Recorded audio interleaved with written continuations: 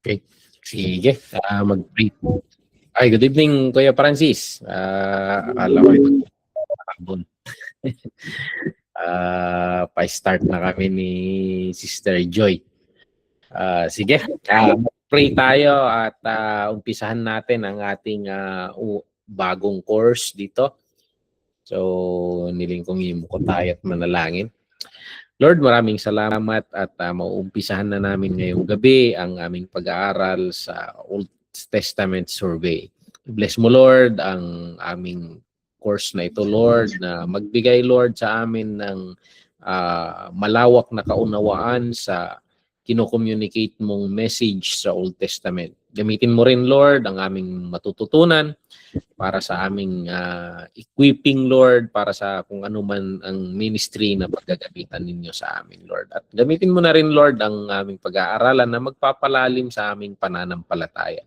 We ask the Holy Spirit na siya ang gumabay at magturo sa amin. Ito ang hiniling namin sa pangalan ni Jesus. Amen.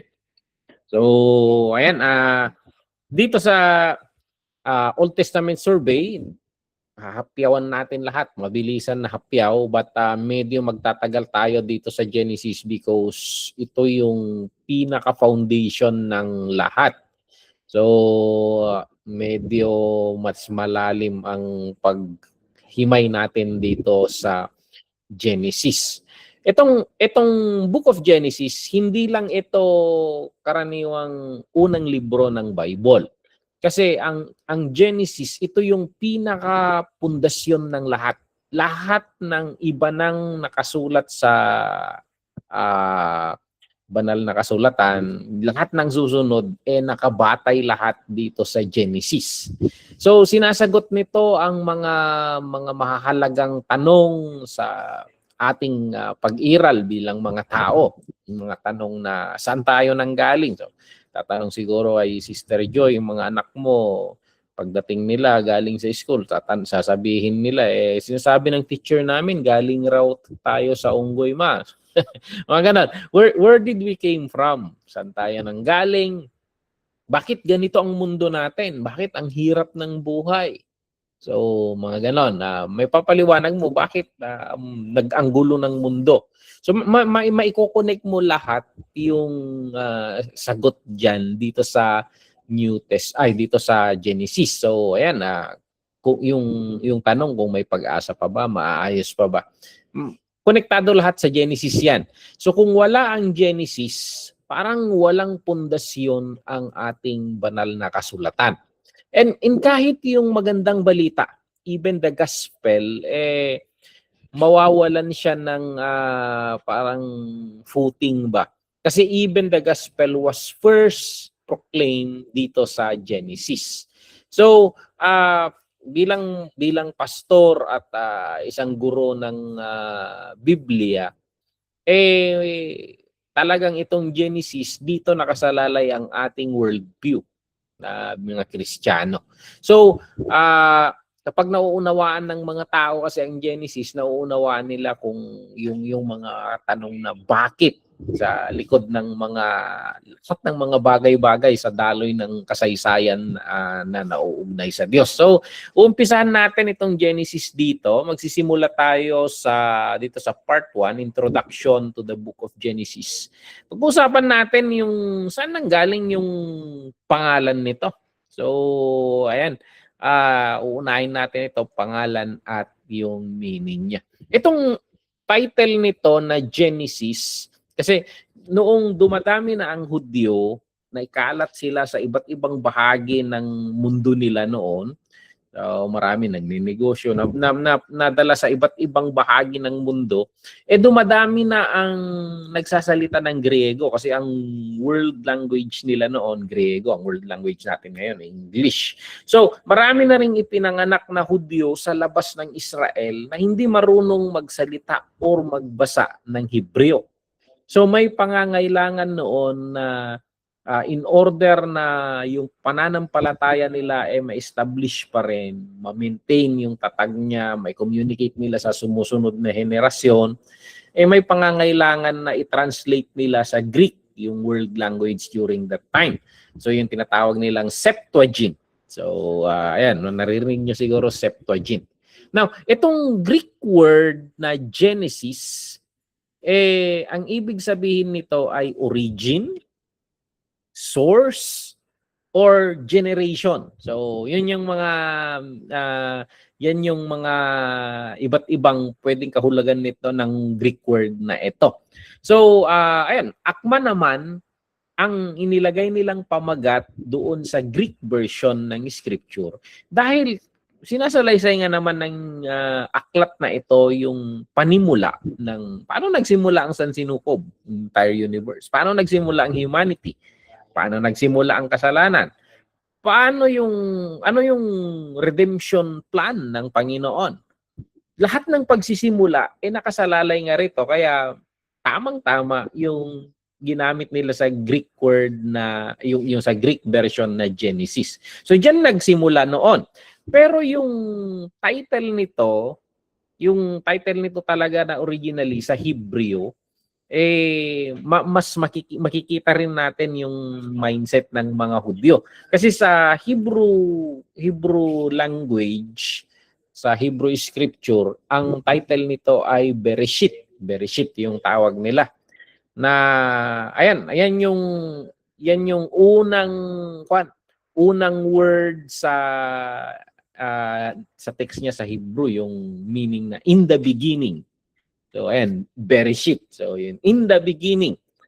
Yan yung word na, so, yan yung ipinangalan nila sa Hebreo noon. So, yung mga rabbi, during that time, tinutukoy nila itong aklat na ito as yung aklat ng mga simula, mga panimula, the book of beginning. Kinikilala nila yung pinaka-nature ng aklat na ito.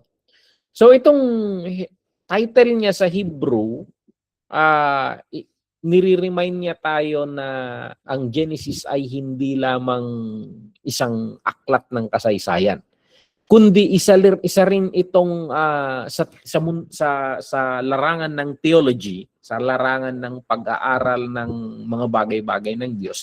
Isa itong deklarasyon na ini-state nito na lahat ng bagay ay nagsisimula sa Diyos. So, yung aklat na ito, ini-establish niya yung theological declaration at theological statement na everything begins with God.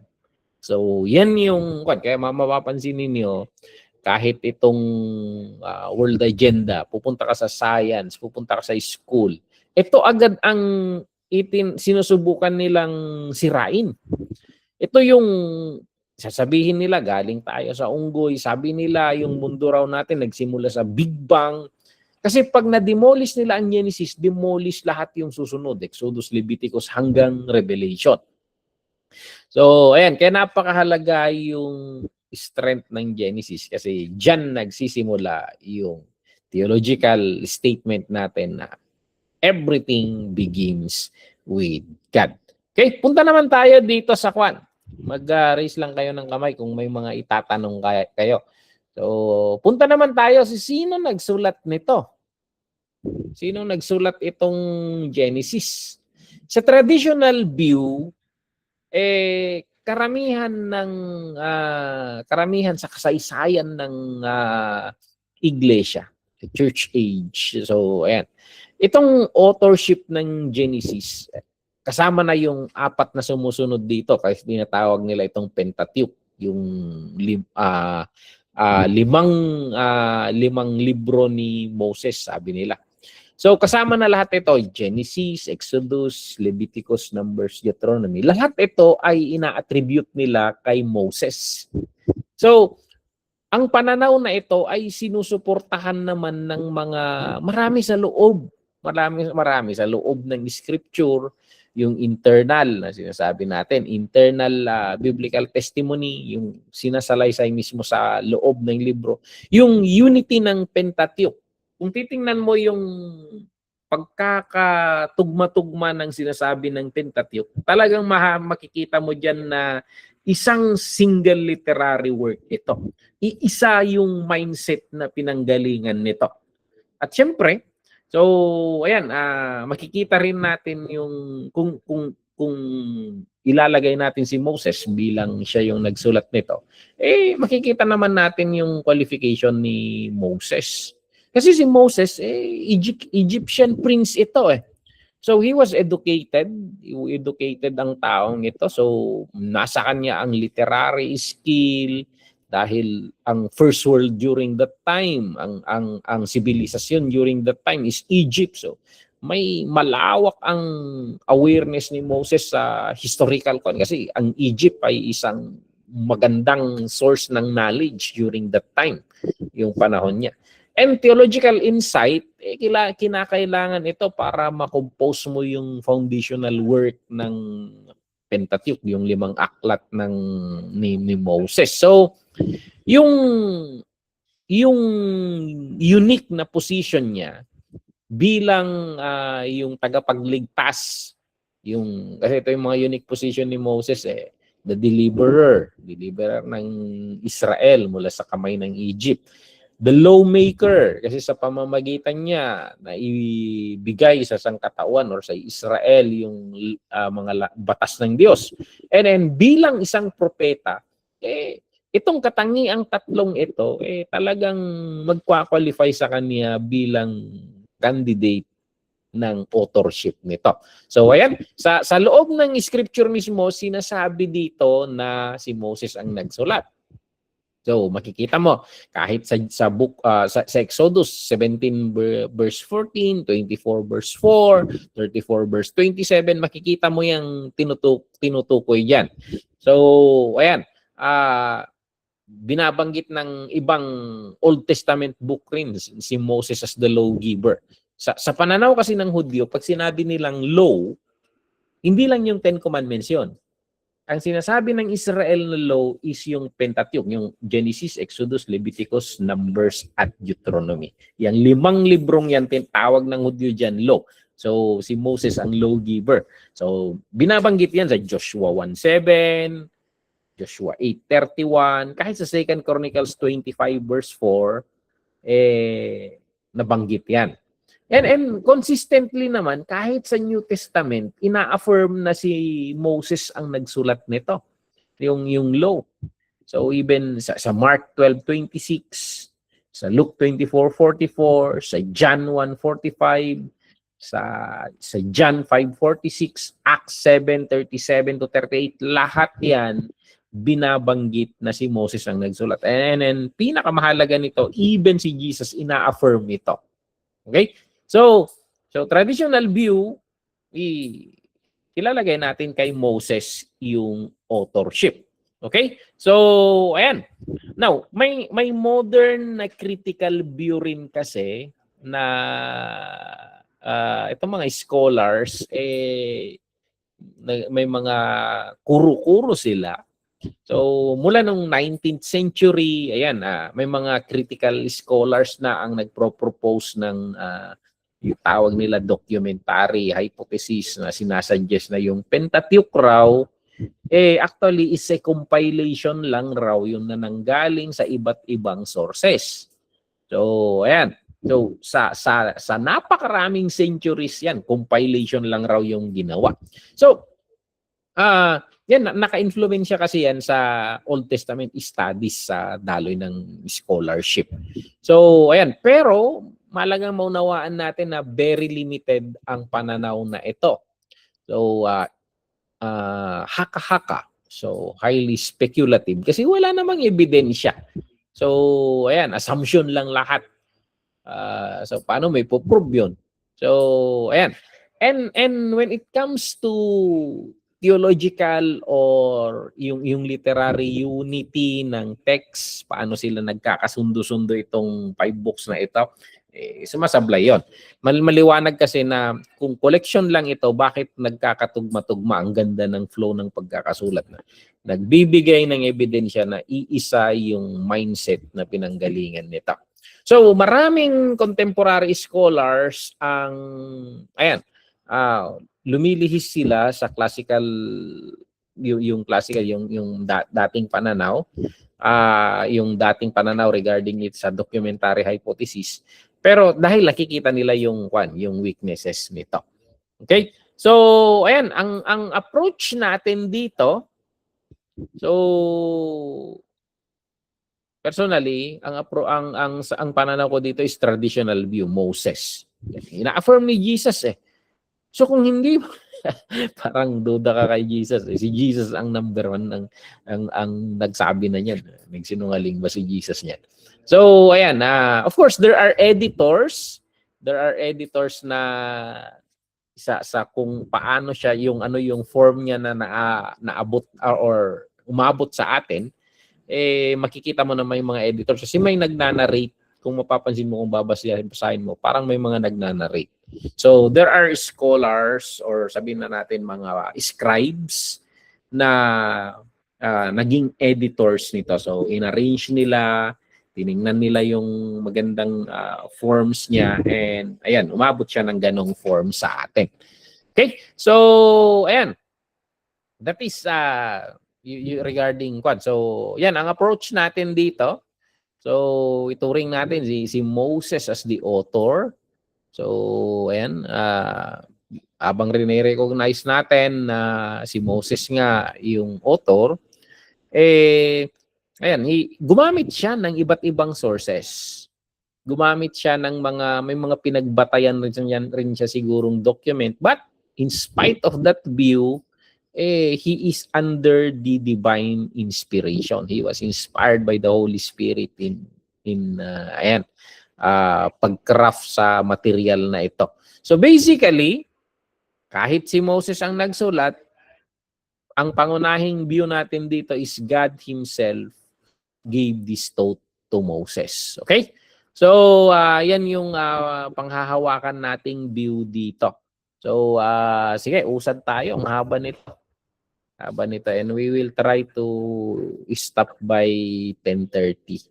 Okay, kailan nasulat ito? Kailan nasulat itong aklat na ito? So, yung karaniwang petsa na inilalagay nila based sa chronology na nakikita natin sa Bible. So, sa estimation nila, approximately, si Moses raw nabuhay siya sa mga around 1,400 hanggang 1,250 BC.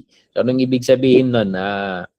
1,400 years bago dumating si Kristo, that's the approximation na buhay ni Moses na nagsulat nito. So during that period, yung period ng Exodus nila mula sa Egypt. So, ayan. So, sabihin na natin na nasulat ito habang nasa wilderness sila. Siguro yung mga main materials. So, yan. Kung si Moses ang nagsulat yung Pentateuch, the 5 books, Genesis, Exodus, Leviticus, Numbers, and Deuteronomy. So, ayan. Most likely, kinompose niya ito habang nandun sila sa paikot-ikot sa wilderness. So, that's around 1,440 to 1,400. So, approximately. Kasi mga 40 years sila nasa wilderness, di ba? Alam naman natin na si Moses hindi nakapasok sa promised land. So, wilderness na susulat ito. So, ayan according sa early date ng Exodus, sinasabi nila 1290 hanggang 1250. Pero yung later date, yung earlier date 1440 hanggang 1400. Tapos yung later date naman is 1290 hanggang 1250 BC. So, of course, pinagdidebatihan yan. Pinagdidebatihan pa ng mga scholar kung kailan yung mga eksakto. So, paano mo i-estimate ng eksakto? Meron bang tao nun? Talagang mag-i-estimate sila. So, walang nakakita sa kanila. Umabot sa ating dokumento. So, walang modern man na nandun. So, nagdidebate. The debate is ongoing. But general period, clear. Nasusulat ito sa panahon ng Exodus habang nandun sila sa wilderness. Okay? Bakit mahalaga? Bakit mahalaga yung petsa? So, ayan. Pag maunawaan kasi natin, pag mapinpoint natin yung petsa ng pagkakasulat ng Genesis, makakatulong ito sa ating ma-appreciate yung original na purpose kung bakit nasulat ang Genesis. Kasi yung context nito, ang Israel ay bagong redeemed na bayan nito. So galing sila sa uh, slavery ng Egypt. So fresh sila na independent nation. So ayan, paikot-ikot sila, wander sila sa wilderness. And ang daming kailangan nilang malaman.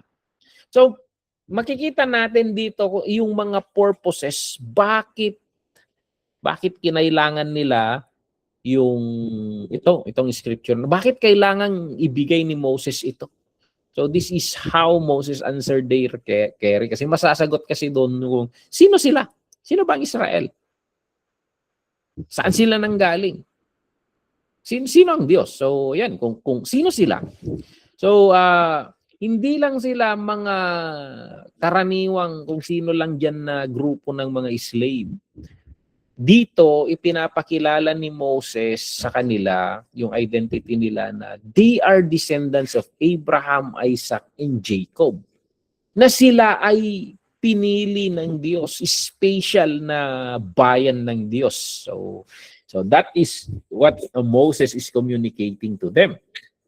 Masasagot rin ng aklat na ito kung saan sila nanggaling. So, yung history nila nandito eh.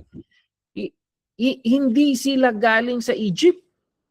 Nagsimula ang kwento nila sa creation. So, hindi lang sila mga anak ni Abraham, Isaac at Jacob. Sila ay mga likha mismo ng Diyos. So, ayan. So, it began with creation. So, pinapakita nito na bahagi sila sa plano ng Diyos mula pa sa simula. Okay? At sa pamamagitan rin ng Genesis, itong aklat na ito, may papakilala ni Moses, isang purpose nito is ipakilala ni Moses kung sino ang Diyos. Okay. Si Moses kung tatanungin nila kung sino ka, anong sasabihin ko? Nakalana lahat dyan yung ang sagot ng Panginoon. Sabihin mo ako, I am. So, ayan. So, itong Diyos na nagligtas sa kanila mula sa Egypt, parehong Diyos na lumikha ng langit at lupa. So, ayan. Siya yung gumawa ng mga covenant kina Abraham. Na siya yung nangako na pagpapalain niya ang lahat ng bansa sa pamamagitan ng mga descendants ni Abraham. Which means, sila. So, ang Israel na sabihin na natin galing sa slavery, makikilala nila na itong Diyos na lumikha sa kanila, humirang sa kanila, may intensyon na i-bless ang buong mundo sa pamamagitan nila. So napakahalaga itong insight na ito. Yung petsa ng pagkakasulat ng Genesis, sinasabi rin nito sa atin kung paano basahin ang Genesis. So, hindi ito nasulat na isang modernong aklat ng agham. Hindi ito scientific textbook, modern scientific textbook. So, hindi nito direktang sasagutin ng mga tanong ng mga siyentipiko. Naisulat ito bilang isang theological at historical document. Theological at historical declaration sa mga taong nangangailangan ng kaunawaan kung sino sila, yung identity nila, and sino yung Diyos na kasama nila sa kanilang journey. So, hindi ito weakness ng text, kundi strength nito, yung nature nito. So, sinasagot ng Genesis yung question na pinakamahalaga. Sino ang Diyos? Sino tayo? Nabing mga Israelita. Bakit nagkabulilaso? Bakit ganito? Bakit tayo naging slave? Bakit tayo nagdurusa? Sasagutin lahat ng Genesis yan. So, paano tayo marirestore? Sasagutin ng Genesis yan. So, ayan. So, punta tayo dito sa original purpose. Though nabanggit natin ang mangilan-ngilan. Tingnan natin itong original purpose kung bakit nasulat itong Genesis. So, ayan.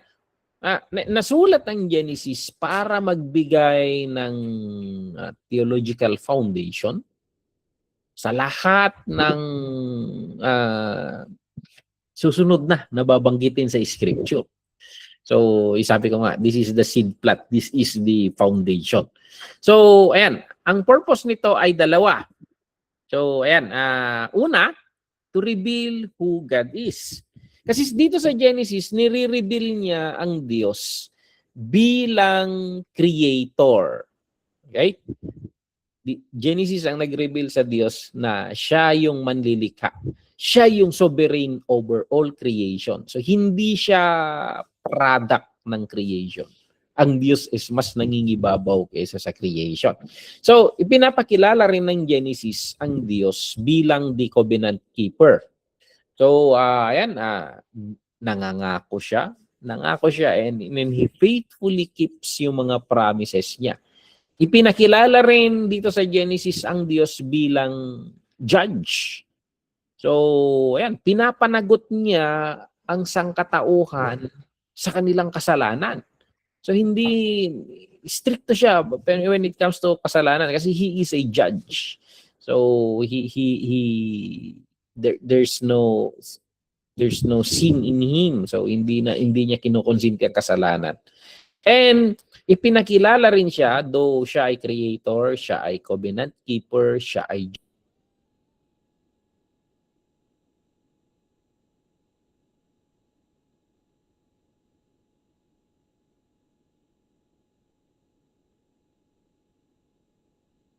natin. Okay? I don't know, nawala yung connection natin. Bumalik na ba? Mukhang nawala yung connection kanina. Anyway, sige. Nandito yung supporting text natin. Supporting text. Titingnan ninyo yan sa nakatapat dyan. So, bukod doon, ang isang purpose rin nito is para i-reveal kung sino ang Israel. Sino sila? Kwento ng Genesis na ang Israel ay hinirang na bayan ng Diyos.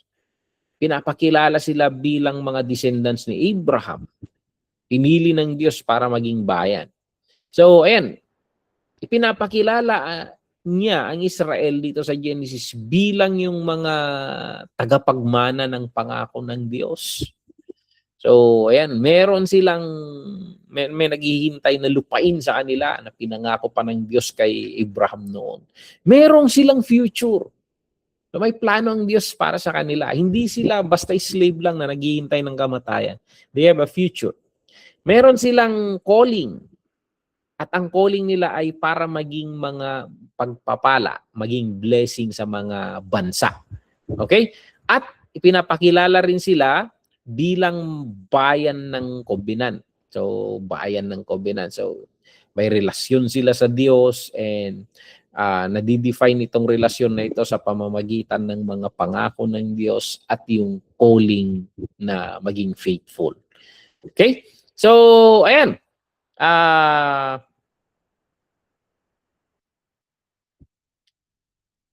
Ayan, na-discuss na natin yung to reveal God, to reveal who Israel is, and itong pangatlo, to provide the foundation for the law. So, itong law na tinatawag natin, pag sinabi nating law, hindi yung Ten Commandments. Ulitin ko, hindi Ten Commandments yung law. Ang pag sinabi ng Israel dito sa scholarly study, pag sinabi nilang the law, it is always the 5 books of Moses. Genesis, Exodus, Leviticus, Numbers, Deuteronomy. So, ito, the laws of Exodus, Leviticus, Numbers, and Deuteronomy, ito kasi pre-presuppose nito yung kasaysayan ng Genesis. So, may panawagan sa kanila na maging banal. Yung panawagan sa kanila na maging banal, nakapundasyon ito sa pagkalikha ng sangkatauhan. Dahil nalikha ang sangkatauhan sa image ng Diyos. So, dahil image tayo ng Diyos, we must be holy. Yan yung kino-communicate ni Moses sa Israelita. At may bigay yung law para maging holy. So para makasunod sila sa kagustuhan ng Diyos. So yung pangako, yung promise na lupain rooted rin ito sa covenant ng Diyos kay Abraham. Kung wala ang Genesis, parang nonsense yung law. Parang walang pundasyon yung law eh. So, ayan. Kasi naibigay kasi yung mismo lahat na ng mga batas nila, yung mga literal, yung mga actual na batas na ibigay nagsimula sa Exodus kasi eh. So kung walang Genesis, walang background yung batas nila. So, ayan. Pansinin niyo ang Pilipinas. We, the sovereign Filipino people, implore the aid of the Almighty God. Kahit yung constitution natin, yung batas natin, nakasalalay siya sa history natin. So, hindi mo ma-establish ang isang batas kung walang background history. So, yung Exodus, background history niya yung Genesis. So, ayan, sa Genesis kasi nagiging magandang expression ng desire ng Panginoon para sa kanyang yung bayan niya, na ang purpose niya sa kanila is that they will reflect His character. So, ayan yung tatlong pinaka-purpose. Ulitin ko. To reveal who God is, to reveal who Israel is, and to provide foundation for the law. So, yan yung pinaka-purpose ng Genesis. Tingnan natin yung structure niya. Mabilisan lang ito. Huwag na tayong mag-quad dito. So, itong Genesis, structure siya sa serye ng mga phrases na ang tawag ng mga scholar Toledot. So, yung Hebrew word lang Toledot na ang ibig sabihin generations or mga kwento. So, sa pamamagitan ng word na ito, 10 times kasi na nabanggit paulit-ulit ito sa loob ng Genesis. So, ayan, mapapansin mo ito, generations. Ito yung tinatawag natin, Toledot, sabi sa Hebrew.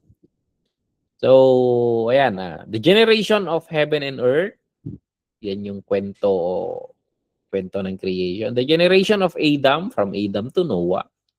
The generation of Noah, from Noah and the flood. Yung generation naman ng mga anak ni Noah, yan yung hanggang doon sa table of nations. Paano nagkaroon ng maraming bansa? Sa generation ni Shem, dito, from Shem tungo kay Abraham. Kasi si Shem, siya yung pinanggalingan ni Abraham.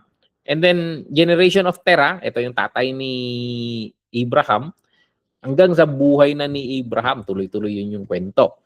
And then, nabanggit rin yung generation ni Ismael, nagkaroon siya ng descendants. Kung mapapansin ninyo, ito rin yung takbo ng mundo natin ngayon. Kasi, nag-uusap-usap lang yung generation ng mga anak ni Abraham, generation sa pamamagitan ni Isaac at ni Ismael. So, ganon. Generation of Isaac. So, nasasalaysay yan yung buhay ni Isaac hanggang dun kay Jacob. And then, nabanggit rin yung generation ni Esau, yung kapatid ni Jacob. So, ayan. At yung generation ni Jacob, tuloy-tuloy yan hanggang doon sa last chapter ng Genesis, nag-end siya sa kwento ni Joseph, which is kung paano sila nakarating doon sa Egypt. So that is the structure of the structure of Genesis. Okay? So, ayan inire-reveal kasi ng structure na ito ang isang mahalagang bagay. Ang Genesis ay hindi siya random collection ng mga kwento. Hindi lang siya kinolek na mga kwento. Maingat ito na na-organize na salaysay or kwento ng pakikipag-ugnayan ng Diyos sa sangkatauhan. So ayan, kung mapapansin mo, nagnanarrow down yan. Mula sa buong sansinuko, buong universe, buong earth, na isang pamilya, dumaloy yan patungo sa isang tao. Yan, napakarami, dumami ang tao na punong mundo. Pero nag-close yan kay Noah. Kay Noah, Ham, Shem, and Japhet, dumami na naman ang tao. Pero sa tatlong magkakapatid yon, napili si Shem, and then kay Shem, dami niyan, napili si Terah, yung tatay ni Abraham, then ni Abraham. Papansin mo si Abraham, Isaac, Jacob, yun na lang ang pinagkikwentuhan hanggang sa Israel. Okay? So mapapansin mo yung nag-narrow down siya. So itong the list of the generations or the Toledot, sabi, yung pagka-structure nito, lumilikha siya ng sense of movement and focus. May focus yung kwento. So pinapakita nito kung paano nangyayari yung plano ng Diyos na pagliligtas.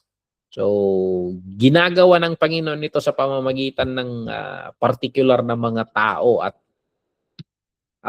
pangyayari. Okay? So yan.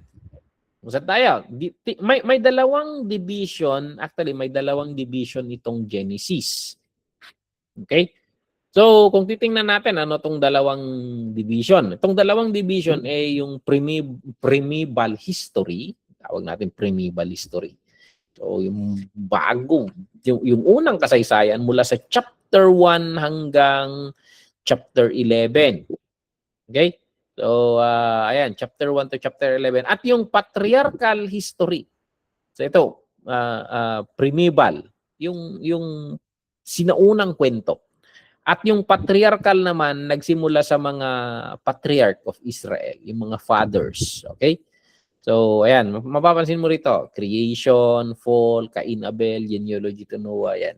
At dito na yung fathers of Israel, Abraham, Isaac, Jacob, hanggang kay Joseph. So, yan yung hati. Pagkahati ng kwan. So, makikita niya rin yung numbers yan para sa mga chapters nila. So, bakit na-organize ng ganito? Sino nag-organize nito? At bakit? Tatanong natin. Kung sabihin natin si Moses ang author nito, si Moses ang nag-organize ng Genesis sa ganitong paraan. So, siyempre, sa pamamagitan ng inspiration ng Diyos. So, itong makikita natin ito na yung structure may dalawang or may maliwanag na purpose sa larangan ng theology. Okay? So, tingnan natin yung mga purpose. Tingnan natin yung purpose of the structure. So, ito yung tatlo dito. So, ayan. Itong mga purpose na ito sa theology at para ipakita na ang Diyos ay sovereign siya sa lahat ng kasaysayan. Kontrolado pa rin ng Diyos ang lahat ng nangyayari. Matutuwa ka pag naunawaan mo to. Kahit ang gulo-gulo ng Pilipinas, kontrolado ng Diyos yan. So we can so ayan. But anyway, yung movement kasi from creation to Abraham, dinidemonstrate nito na the Lord, the God that we serve is the Lord of history. Hindi lang siya Diyos ng isang bayan. Okay? Pangalawa. So, ayan, para i-establish yung priority ng covenant. So, mapapansin mo itong librong ito, nagbi-build siya. Nagbi-build siya towards the covenant with Abraham. Okay? Pinapakita niya na yung mga pangako ng Diyos kay Abraham natutupad. So, ayan, natutupad siya sa mga sumusunod. So, establish the priority of the covenant. So, makikita mo doon. And then, pangatlo, to provide a model for God's people. So, itong mga kwento ng mga ninuno nila, mga patriarch nila, nagde-demonstrate dito ng kanilang pananampalataya. Punong-puno, father of faith. Yung pananampalataya ni Abraham, Isaac, at Jacob. So, nagde-demonstrate ito ng pananampalataya nila, kung paano sila nag-obey, at yung paano sila nangangailangan ng grace ng Diyos. So, yan rin yung kino-communicate sa mga bagong layang mga slave na Israelita. So, gayahin sana nila yung mga ninuno nila, the people of faith, the people who are obedient, people na nangangailangan ng grace ng Panginoon. So, papakumbaba. So, makaka-reflect ka rito sa kwento na lang dito, matutuwa ka sa ma-amaze ka sa wisdom ng pagka-structure nito. So, nagsimula yung aklat regarding sa creation ng mundo. So, hanggang sa patungo siya sa particular na bagay, mula sa universal na problema ng kasalanan, patungo siya doon sa particular na promise of redemption. So, kino-communicate nito yung napakaganda ng kino-communicate nitong aklat na ito. yung plano ng Diyos hindi lamang random na pumasok sa isipan or isang reaksyon. Mapapansin mo dito sa Genesis na talagang pinagplanuhan. Kahit, kaya nga sabi sa scripture sa New Testament, from the very foundation of the earth. So ayan, yung Diyos na lumikha sa langit at lupa ay parehong Diyos na tumawag kay Abraham. Okay? Siya rin yung Diyos na nagpadala sa kanyang anak para iligtas tayo. Okay, so ang gandang reflection yan. So, kasi tuloy-tuloy fulfillment kay Jesus Christ. Okay, so far wala kayong tanong dito? Bago tayo magpatuloy? But sige, it's 10:15. I don't know. Ay mahihirapan tayong tapusin ito. We need to be strict on time. So I will be ending by 10:30. Okay? So tingnan natin yung genre ng Genesis. Paano natin basahin ito? So, ayan. Ito, historical narrative. So, tatlo yan. Historical narrative, theological literature, at poetic and figurative language. So, pwedeng mapapansin mo itong tatlo kasi. Kasi itong Genesis, ipinipresent nito yung sarili nito bilang isang kasaysayan. So, isang kwento ng kasaysayan. So, ayan. So, gumagamit siya ng mga genealogy, mga time markers, yung mga edad ng mga tao, and then chronological framework.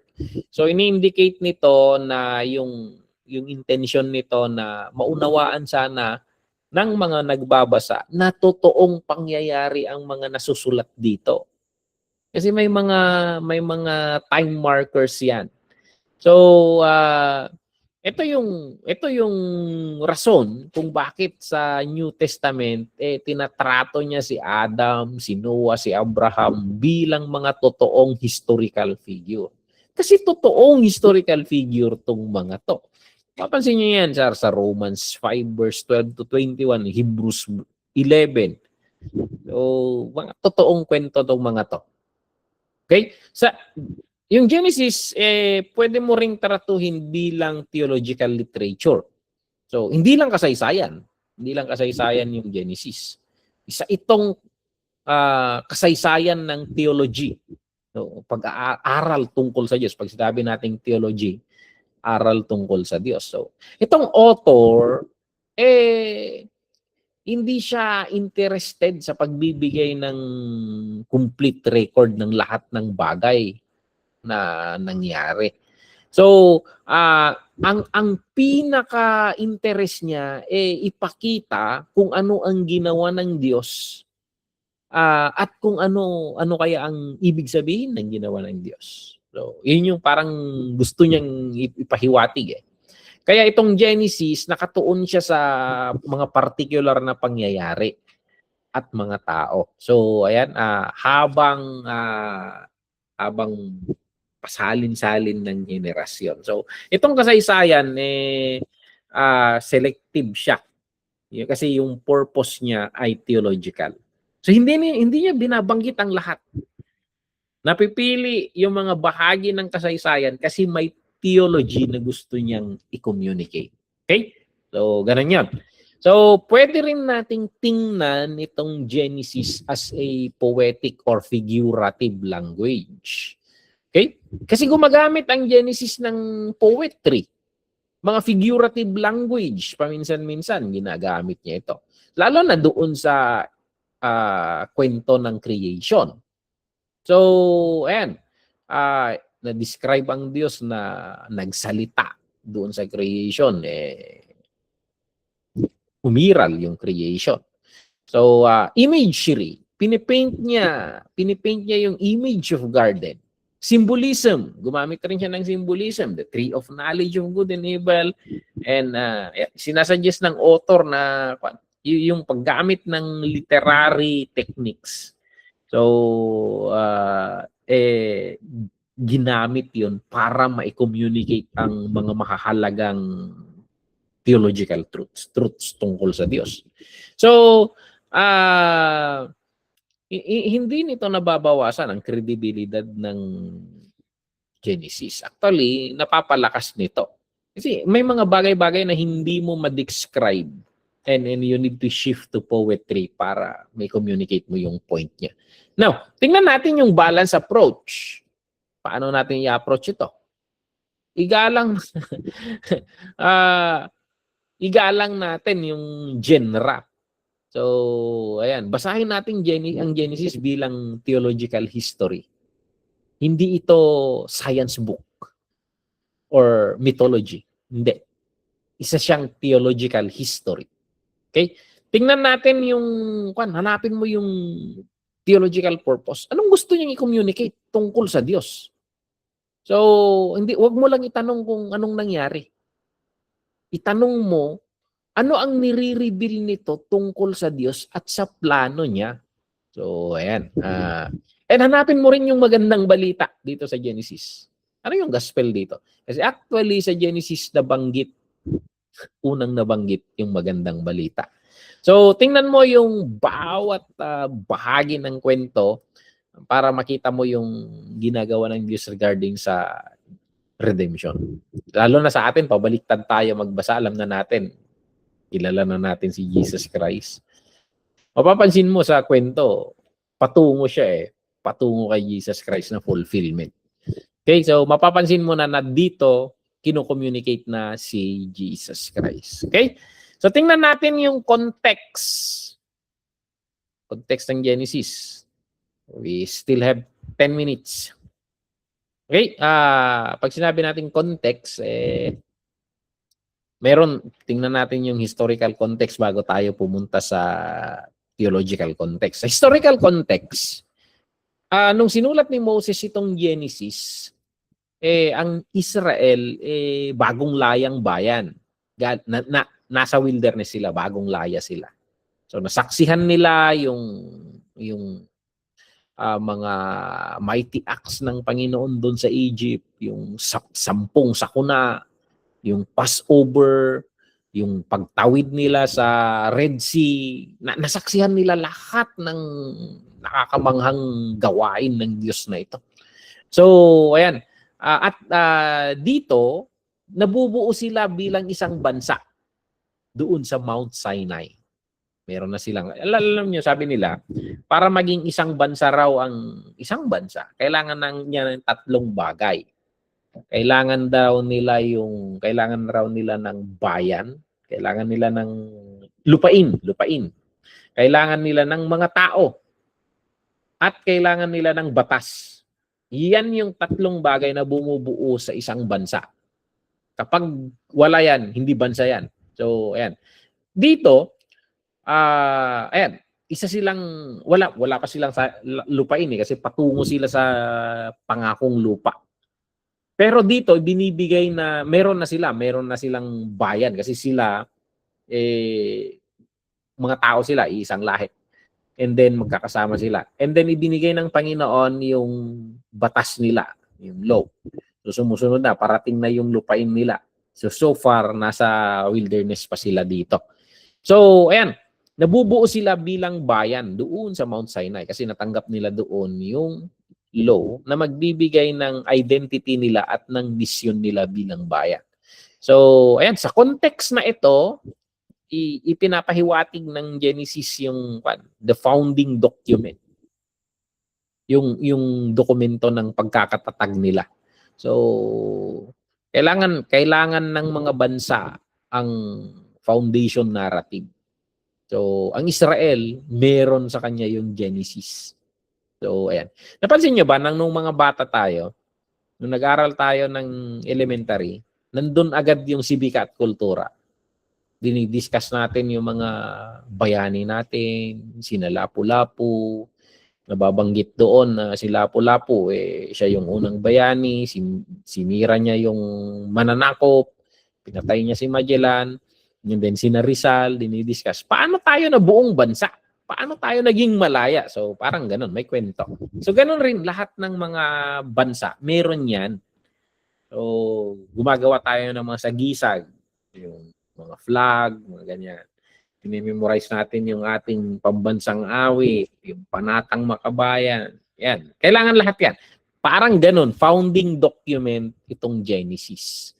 So, sinasabi nito, sinasalaysay nito sa kanila kung sino sila, saan sila galing, at ano yung tawag ng Diyos sa kanila na gagawin nila.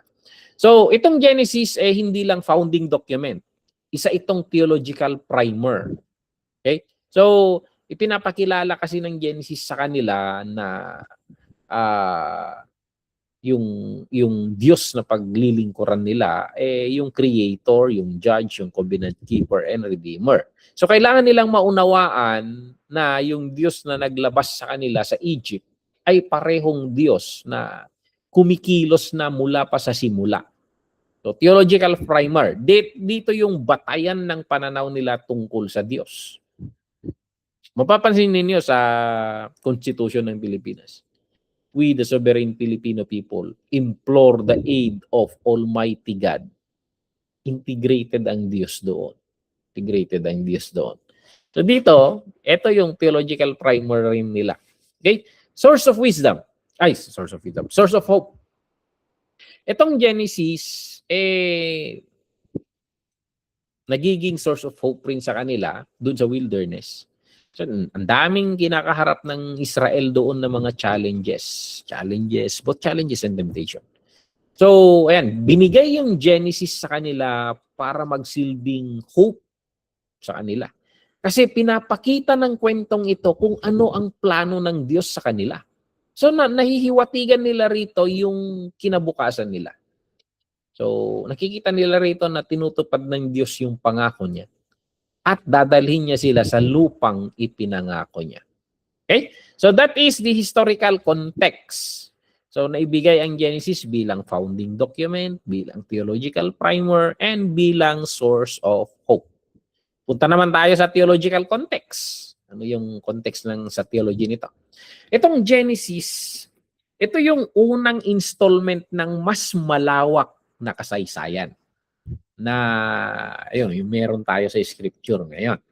So ayan, first installment, unang bahagi, Genesis. So ayan, sa creation na nasasalaysay dito yung the God creates the world that is good. And then yung fall, nagrebelde ang sangkatauhan at nasira ang creation. Pangatlo, yung redemption. Nangako ang Diyos na i-restore niya kung anong nasira. And then yung restoration, dadalhin ng Diyos ang bagong nilikha. Okay? May bagong creation. So itong apat na narrative na ito, yung creation, fall, redemption, and restoration, ito yung framework ng pag-unawa natin sa buong Bible. So ayan. Yung Genesis, ini-establish nito yung first two parts at ipinapakilala yung pangatlo. So, yung natitira ng bahagi ng scripture, sasabihin nito yung kasaysayan kung paano kumikilos ang Diyos tungo sa redemption. At hanggang sa dulo, which is restoration. Mapapansin mo. So, ang Genesis ay creation, fall, redemption, restoration. So creation, fall, redemption. Inumpisan niyang nire-redeem na Nag-redeem siya sa Israel. Pero yung restoration, ongoing yan. Nire-restore niya ang mundo. Una, gamitin niya ang Israel. So, and then, lalabas sa Israel yung Messiah. At yung Messiah, babaguhin niya yung mundo. So, ginagamit na ng Messiah yung church niya ngayon. Go into all the world and make disciples. We preserve the world. And then, sa huli, sa Revelation, babalik yung Messiah, and then yung Messiah, kukunin niya lahat ng tao niya, yung bagong bayan niya. Yung pagbalik niya, maghahari siya dito sa mundo. May tinatawag tayong millennial reign of Christ. I-restore niya ang mundo, and then hanggang sa papunta na sa eternity. So yun yung kino-communicate nito. Yung Genesis, nababanggit na yung creation, fall, redemption. Pero yung restoration is towards yung what. So ayan, in-establish nito yung setup na yon. Tingnan naman natin yung gospel context. May konteksto lahat ito eh. Establish natin. Dito tayo siguro mag-end because it's 10:30 na. So, medyo mabagal sa Genesis. Kasi ang daming pwedeng pag-usapan dito. Yung gospel context naman sa dulo nito. Yung Genesis, kailangan nating maunawaan ng konektado sa magandang balita sa gospel. Kasi si Jesus mismo, ininterpret niya ito sa ganitong paraan. Doon sa Luke 24 verse 27. Nire-reveal ng Genesis yung problem. So, ayan, yung problem yung kasalanan at kamatayan pumasok sa mundo sa pamamagitan ng isang tao, Genesis chapter 3. At binabanggit yan ng Romans 5:12. Now, kahit may problema, dito tayo, dito. Kahit may problema, kita ba? Kahit may problema, may pangako. Nagbigay yung pangako magpapadala ang Diyos ng binhi, yung seed. Na itong seed na ito, yung parang isang supling ng sangkatauhan, sisirain or aapakan niya yung ulo ng itong ahas. Kikita mo yan sa Genesis chapter 3 verse 15. Now, the problem, the promise, the people. Pinili ng Diyos yung si Abraham at ang kanyang descendants para maging daluyan ng pagpapala sa lahat ng nation, Genesis 12:1-3. Now, ang purpose nito, ang goal kasi ng Diyos i-restore niya yung buong creation at dalhin niya ang humanity pabalik sa relasyon sa Kanya. Okay? So mapapansin ninyo, si Abraham dito sa people, si Abraham, patungo na siya dun kasi may sinabi rin, your seed, papansin niyo your seed, singular. It talks about Jesus, hindi yung seeds. Okay? So, ayan, ma-appreciate mo yung connection ng kwan. Kaya mas ma-appreciate niyo pag dadaloy na tayo, pupunta tayo ng Exodus, Leviticus, Numbers, Deuteronomy. Makikita niyo yung buong kwento hanggang sa ma-appreciate niyo pag nakita natin yung survey ng Old Testament. Okay? So, that is the context. Next meeting, pag-aaralan natin itong part 2. Balikan natin yung Genesis kasi mahahati sa dalawa. Sabi ko nga mahahati sa dalawa. Genesis chapter 1-11 at Genesis chapter 12 hanggang doon sa last chapter. So sa Genesis siguro kukonsumo tayo dito ng mga dalawa pang session. Medyo mabagal sa Genesis kasi ito yung pundasyon ng lahat. Pero later, bibilis na yan. Bibilis. So, ayan. So, may katanungan kayo bago tayo mag-end? So far, yan yung scope natin. Yung tinatatag natin yung pundasyon ng Old Testament. Okay? Tarang, you can chat it kung sa pag-iisip ninyo later may mga maisip kayong itanong, you can chat it sa chat group natin. So but this evening, ito yung introduction natin sa Old Testament survey sa first session natin dito sa Genesis. Okay? So sige, kung walang tanong, it's already 10:33. Let us close this in prayer. Manalangin tayo.